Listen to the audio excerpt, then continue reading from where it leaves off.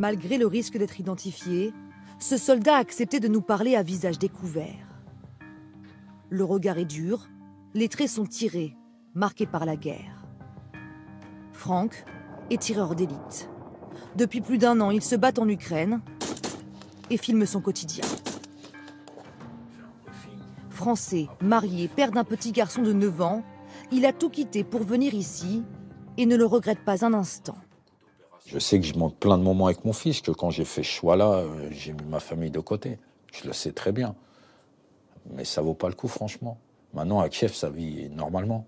Ça veut dire qu'il y a des gosses, ils ont repris une vie normale. Ils sont avec leur papa, leur maman. Quand je les vois, je suis le plus heureux des hommes. Je me dis, ah, je suis pas venu pour rien. Cet ancien militaire a été 10 ans dans la Légion étrangère. Il fait partie de ces Français qui ont rejoint une unité spéciale de l'armée ukrainienne, réservée aux étrangers. À ses côtés, des soldats volontaires venus du monde entier. Irpin, Boutcha, Bakhmout ou encore Zaporijia, il a été de toutes les batailles. On a tous peur.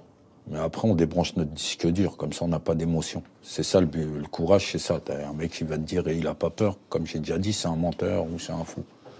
C'est impossible de ne pas avoir peur. Ce qui se passe ici, c'est, à part la Deuxième Guerre mondiale, il n'y a aucun militaire qui peut dire il a vécu ça. Une guerre de tranchées, où les positions des deux camps ne sont distantes que de quelques centaines de mètres. Lui affirme avoir abattu jusqu'à 7 soldats russes dans la même journée.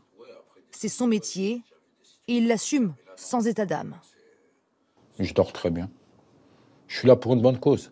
À l'époque, quand j'étais à l'armée, je ne choisissais pas mes combats. Celui-là, c'est moi, je l'ai choisi. Donc ça veut dire, les gens que je tue, c'est moi, j'ai décidé.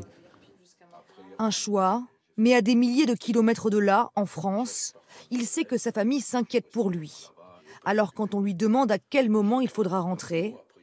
Moi, je compte rester, je compte les aider au maximum, maintenant, le temps que ça dure. On a tous un seuil de tolérance. Peut-être qu'une mission, elle sera très simple, et puis ce sera ma mission de trop. Je dirais, c'est celle qui est en trop, j'en ai marre, je rentre. Cela fait 13 mois que Franck se bat aux côtés des Ukrainiens. Ces derniers jours, il se reposait à Kiev, en attendant sa prochaine mission.